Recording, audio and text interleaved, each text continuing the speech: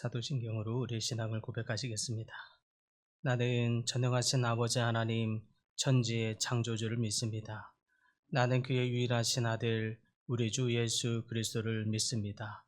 그는 성령으로 잉태되어 동정녀 마리아에게서 나시고 본디오 빌라도에게 고난을 받아 십자가에 못 박혀 죽으시고 장사된 지 사흘 만에 죽은 자 가운데서 다시 살아나셨으며 하늘에 오르시어 전능하신 아버지 하나님 우편에 앉아 계시다가 거기로부터 살아있는 자와 죽은 자를 심판하러 오십니다.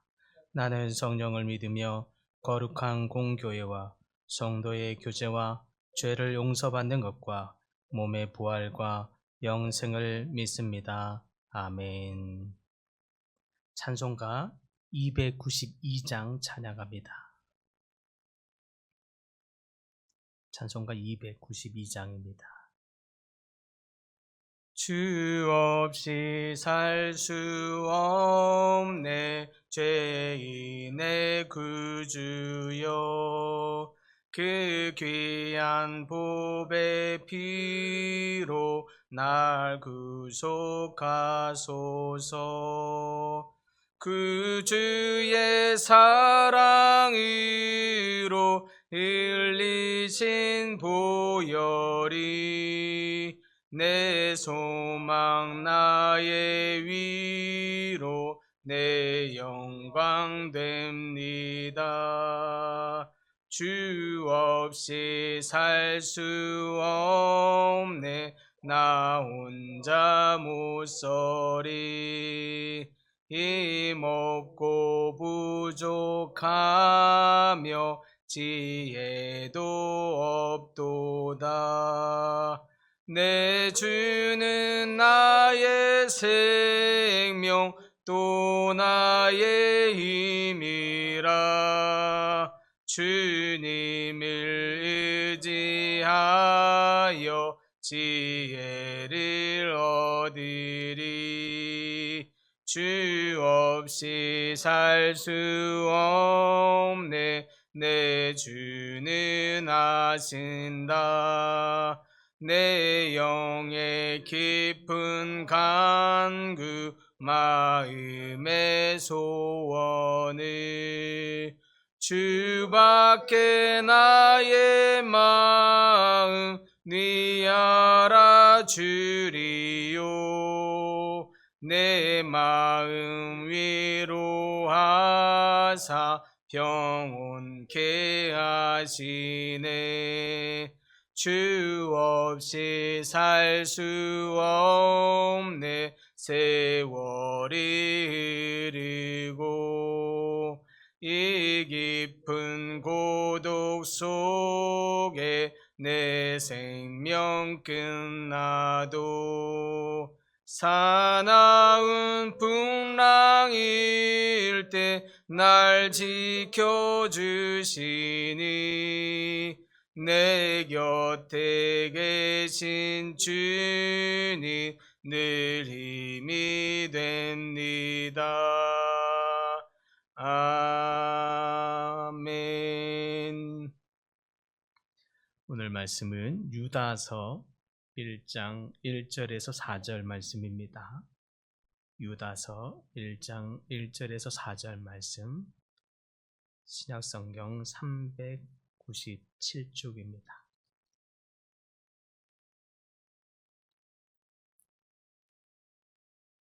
한 목소리로 함께 봉독합니다. 예수 그리스도의 종이요 야고보의 형제인 유다는 부르심을 받은 자 곧 하나님 아버지 안에서 사랑을 얻고 예수 그리스도를 위하여 지키심을 받은 자들에게 편지하노라. 긍휼과 평강과 사랑이 너희에게 더욱 많을지어다.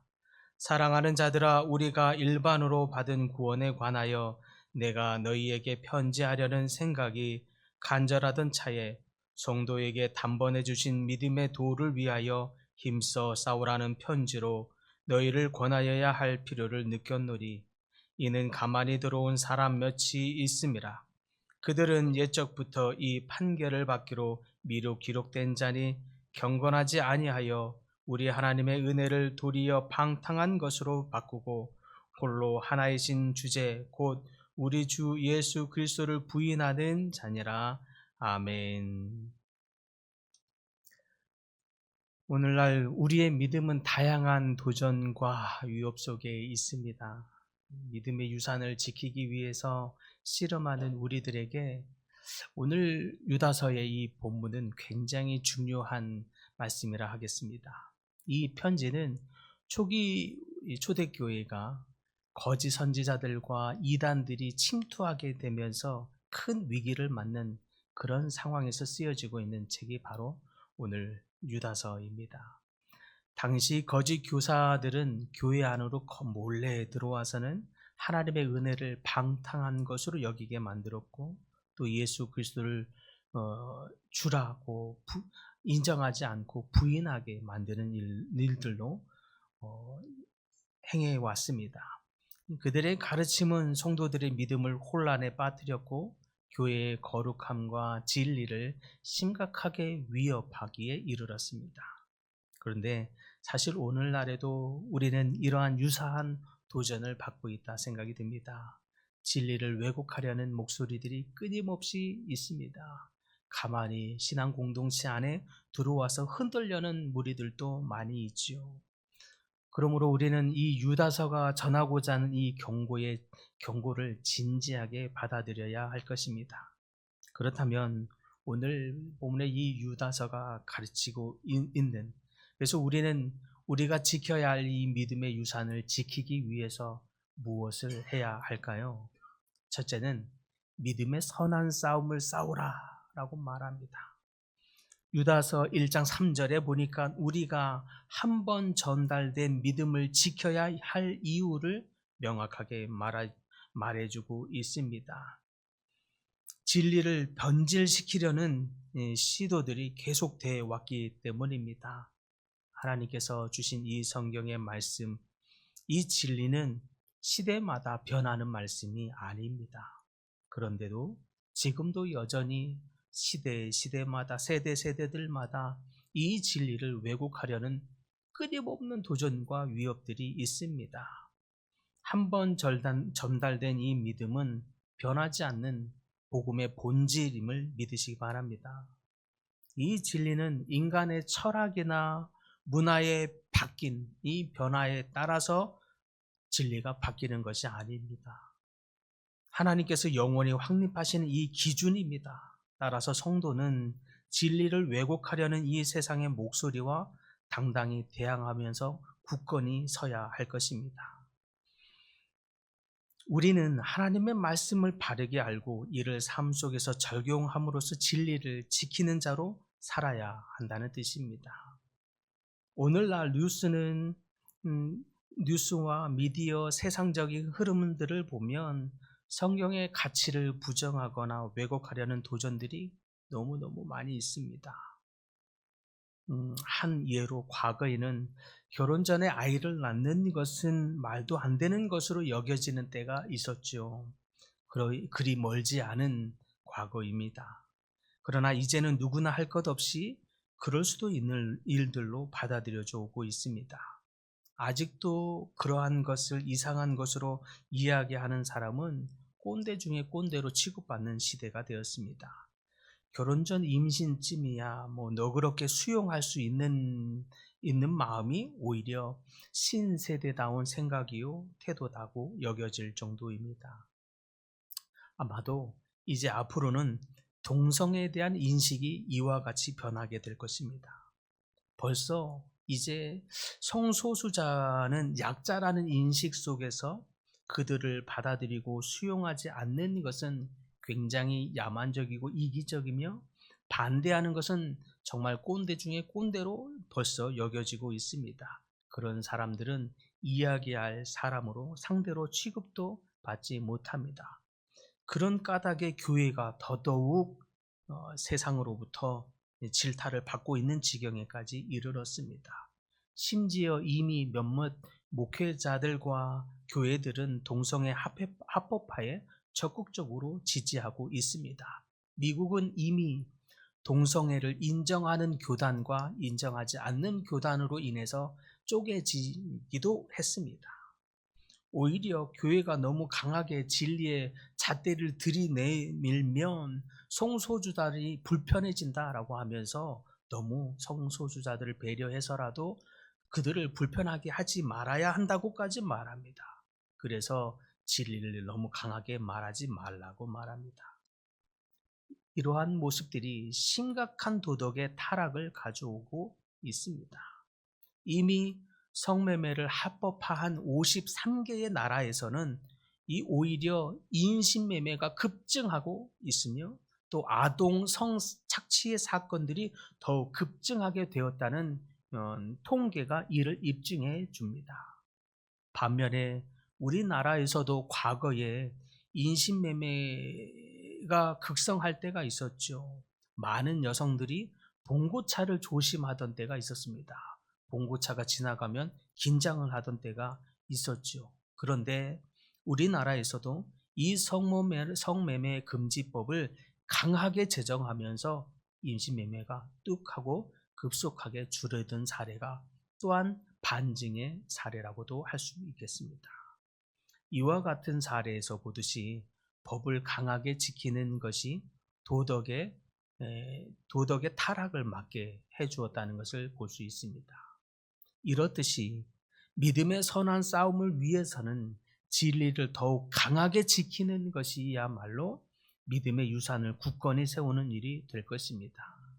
그러므로 성도는 하나님의 말씀에 대한 강한 확신을 갖고 그 안에 삶의 기준으로 이 진리를 삼아야 합니다. 진리를 아는 것뿐만이 아니라 이를 지키는 행동이 우리의 믿음의 유산을 더욱 굳건하게 할 것입니다.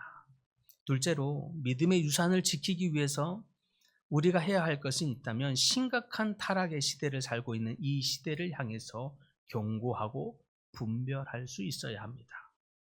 그래서 1장 4절은 거짓 교사들의 위험성을 경고하고 있는 것입니다. 그들은 몰래 들어와 하나님의 은혜를 방탕한 것으로 바꾸며 예수 그리스도의 주되심을 부인하고 있습니다. 이는 단지 도덕적인 타락이나 잘못된 가르침을 주는 정도로 끝나지 않습니다. 그들의 의도는 교회의 중심을 흔들고 진리를 망가뜨리며 성도들을 영적으로 미혹하려는 데 있습니다. 그들은 하나님의 은혜를 남용하여 방탕하게 되며 죄에 대한 책임을 가볍게 여기게 만듭니다. 그래서 진리의 권위를 손상시켜 버립니다. 이러한 위험에 대해 성도는 분별력을 가져야 합니다. 그래서 우리는 더더욱 성경의 말씀을 온전히 읽고 들으며 그 진리를 판단할 수 있는 지혜를 구해야 할 것입니다. 오늘날에도 성경적 가르침을 왜곡하거나 교회의 본질을 희석하려는 교훈들이 차고 넘쳐납니다. 우리는 더더욱 말씀에 근거하여 이 모든 것을 분별하고 교회와 자신의 믿음을 지켜야 할 것입니다. 성령의 도우심을 구하면서 더욱 깨어있는 자세로 말씀 안에 머물러 있으시기를 바랍니다. 그런 측면에서 이 유다서의 메시지는 과거의 초대교회만을 위한 말씀이 아닙니다. 오늘날 지금을 살아가고는 우리 모두에게도 여전히 적용되는 진리의 말씀입니다. 우리는 부르심을 받은 성도로서 진리를 지키고 믿음의 유산을 지키는데 헌신해야 합니다. 이 싸움은 단순히 논쟁이나 방어를 의미하지 않습니다. 오히려 우리의 삶을 통해서 복음의 진리를 증거하며 하나님의 사랑과 예수 그리스도의 주되심을 세상 가운데 인정해야 합니다. 우리는 이 진리의 말씀이 우리의 자녀들에게도 흘러가도록 우리는 최선을 다해서 또한 가르쳐야 합니다. 우리는 주님의 은혜 안에서 이 믿음의 선한 싸움을 끝까지 잘 싸워야 한다는 뜻입니다. 사랑하는 성도 여러분, 우리의 싸움은 주님께서 하시는 승리의 싸움입니다. 믿음의 등불을 높이 들고 세상 가운데 진리의 빛을 밝히는 성도들이 다 되시기를 간절히 바랍니다. 이제 우리의 삶 속에서 하나님의 진리를 굳건히 지키며 실천하는 용기를 가지시고 믿음의 유산을 지키시는 우리 모든 성도님들이 다 되시기를 간절히 축복합니다.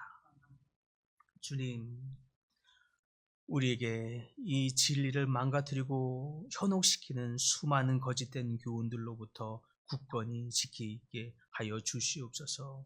진리를 지키는 성도로 부름받은 것을 기억하며 우리 삶의 말씀에 더 굳건히 서서 거짓된 교훈으로부터 능히 분별할 수 있는 분별력을 주시고 믿음의 선한 싸움을 다하여 믿음의 유산을 지켜가는 우리 모든 성도들 다 되게 하시고 우리를 통하여 하나님의 진리가 세상 가운데 굳건히 서도록 축복하여 주시옵소서.